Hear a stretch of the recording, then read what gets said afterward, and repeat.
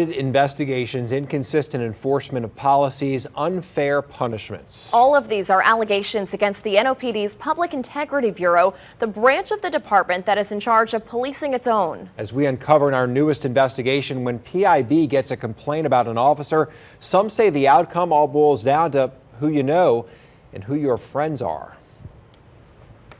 Oh, how you doing? Doing good. I actually don't want to talk here. Alright, well, you need to talk to me. You have to at this point. The person on the other side of that door didn't commit a crime. You have shorts on? I have underwear. Okay. Myself and this officer is going to come and escort you, make sure you put some pants on. Escort me where? The man on the other side of that door isn't wanted for questioning in any case. Hey, they're here right now and they just forced themselves on my apartment. When officers barged into Carl Vonderhaar's apartment, he was an NOPD civilian employee who had complained about poor working conditions and a lack of standard procedures at the crime lab. With his girlfriend and young child in the apartment, NOPD Sergeant Michael Stallbert and Lieutenant Kim Williams tried to haul him away. I want to respect the house. As well as your family. Huh? He has his wrong. They told him this was a wellness check. After Vonderhaar complained several times about the crime lab conducting faulty testing that could make an innocent person look guilty, he requested a short leave of absence. He had enough. That's when his boss at the crime lab, Officer Michael Stallbert, came to his apartment, alleging he was worried Vonderhaar would hurt himself. My hands up? No. You're not under arrest. Third district, yeah. You work for the New Orleans Police Department. You are not under arrest. The officers told him he needed to go with them to the NOPD's Public Integrity Bureau, PIB, the internal watchdog of police misconduct. You're concerned about your well-being? Yeah, you can talk to them at PIB. You can express whatever you're dealing with as far as a crime lab or whatever. But at this point, we're just concerned about your well-being. So I'm under arrest for that. You are not under arrest at all. 320. Call PIB. I just got off the phone with them. PIB said that you need to come to their office. Okay, but I'm not under arrest, so I can go back to my house. You're not going to jail. If I can go back to my house. To coax him into the police unit, they forced him to go on the clock to report to work. So, Carl, Didn't order that. you've been ordered by PIB. You're now on the clock. You're being paid. You're being ordered to come and take a drug test and a urinalysis, blood and alcohol urinalysis test at PIB. The reason why we're doing this is because of your behavior. Vonderhaar tried to offer up a way to get out of getting into the police car. So what if I quit right now? Do I have to come with you, sir? You need to go up and sign a paperwork report. At PIB, you still got to go to PIB. He says they wouldn't relent and wouldn't even allow him to get his phone. I don't have a phone with me. Can I bring my phone? No, you're not going to Go around 55. An NOPD supervisor forced a subordinate into a unit. Huh? No, it's not. What? Vonderhaar says all of this under the guise of a wellness check. Oh yeah, I felt humiliated, violated. Why do you think he came to your apartment? I think he came because I was making these, he calls them suggestions, but these complaints at work about how things were going on, how they weren't doing the proper testing, and I think they just wanted to get rid of a problematic employee. The NOPD investigated Officer Michael Stallbert for his conduct this day. The Public Integrity Bureau found he violated several NOPD policies, including professionalism, abuse of position, and the moral conduct rule for unauthorized entry of an inhabited dwelling. The NOPD found he unlawfully entered a property, he was unprofessional, and improperly used his position as a supervisor. But when it came time for discipline, Vonderhaar says Stallbert received a slap on the wrist. The only recommendation in the disciplinary report, some training. The NOPD's Public Integrity Bureau didn't suspend him for 1 day. Should Michael Stallbert have kept his job? I don't think so. Does this say something more about PIB? I think it does, because it seems like PIB kind of, weaponizes itself against some officers, and then other officers, like you said, kind of just get a slap on the wrist. And, while other officers suffer, it seems like. And I don't know how he hasn't been punished. And, he was even found to have illegally came in my apartment and everything, and nothing's happened to him. I feel like I'm the one who's been punished, and I didn't do anything wrong. Michael Stolbert is now under federal criminal investigation for separate violations. The feds sent Stolbert a target letter alerting him that charges would be likely. The federal investigation is for not showing up to detail shifts at the fairgrounds and sometimes working off-duty detail and duty shifts at the same time. As we uncovered in our Attention to the Details investigation, Stolbert actually has a long history of misconduct. Last April, we requested information on all PIB investigations into Stolbert. Documents from the NOPD show since 2007, Stolbert has had at least 25 separate cases of potential misconduct investigated, potentially violating rules of moral conduct, performance, and neglect of duty. In most, the NOPD sustained those violations. In 12, Stolbert was found to have committed wrongdoing. In 9 others, he was exonerated. And the documents show 4 other cases are still pending. But for the 25 investigations, the NOPD suspended Stolbert for a total of 14 days. For just this one incident, some officers might have lost their job, but not Stolbert. Some officers could have been fired for doing just that. Some officers probably would have been fired for doing that. But the fact of the matter is,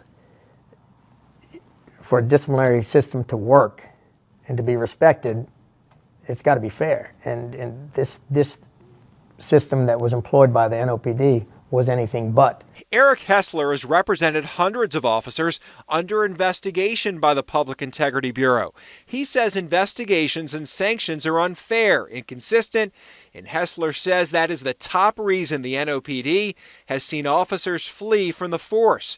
In fact, we requested exit interviews for more than 100 officers who left the force last year.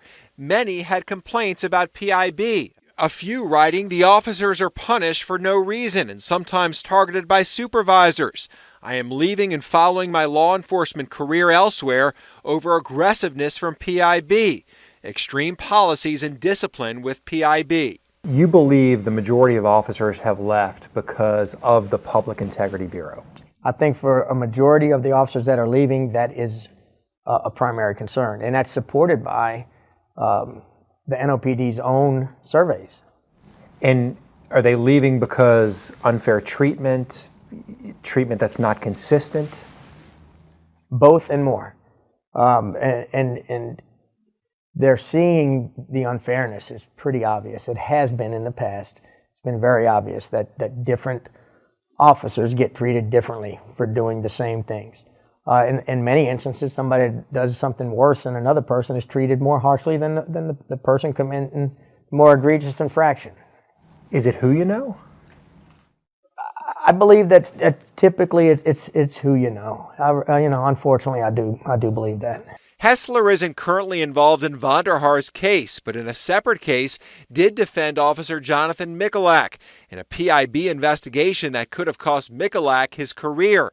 During a 2020 arrest, just before Michalak handcuffed the suspect, the man broke free and reached under the front seat of his car. All right.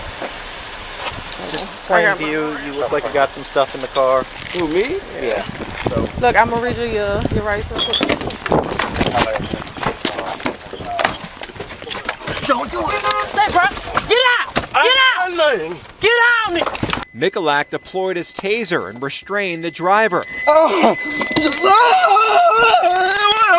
Hessler says following the arrest, Michalak was commended on his conduct. However, during a use of force investigation that followed, the investigating officer, Kevin Burns, made a false statement about Michalak's conduct during the scuffle. He alleged a quote that the alleged victim of a use of force incident said, "You're on my neck and I can't breathe." That implies that the officer is using his knee to cut off the breathing, the airway of a suspect, which is an extremely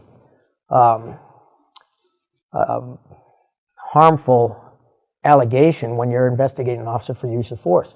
the fact that it never even happened is certainly egregious. And the video shows it never happened. Absolutely shows it never happened. Despite body camera video evidence showing the suspect never said "you're on my neck," Burns' investigation claimed Mikulek used unauthorized force. And the officer who made these allegations didn't get suspended.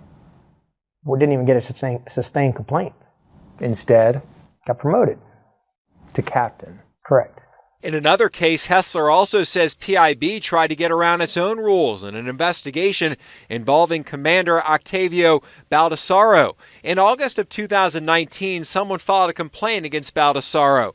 PIB usually has 60 days to investigate a complaint or ask for an extension. Emails show former NOPD Captain Sabrina Richardson had initiated an investigation as of November of 2019, outside of that 60-day window.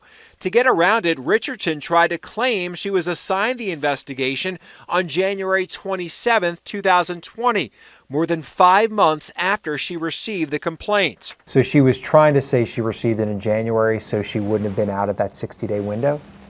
Well, clearly that was the motive and the intent, and that happened, and I did believe it was illegal and against the law, and I did make a complaint. So she was untruthful? It certainly wasn't accurate.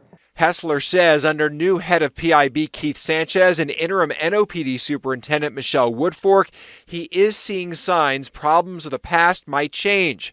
But for Carl Vonderhaar, any changes will come too late. Well, and it ended with them kidnapping me and taking me to... Kidnap?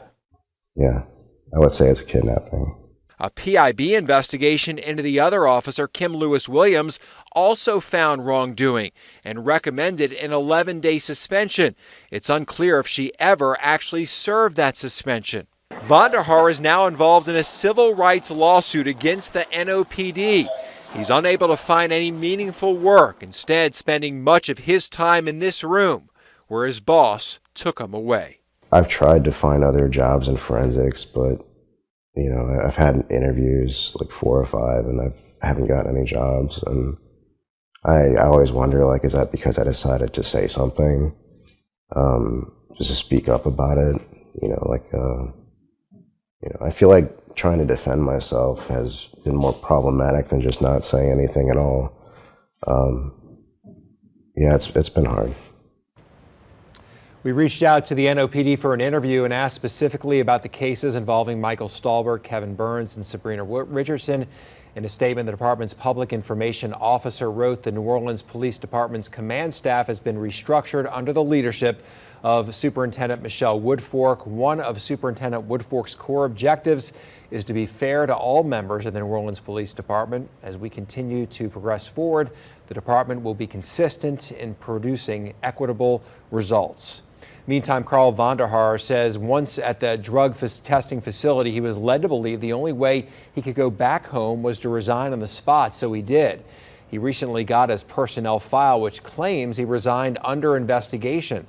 Carl says that makes it nearly impossible for him to get another government job. The file also claims he resigned 13 days after he was forced from his home, not that same day.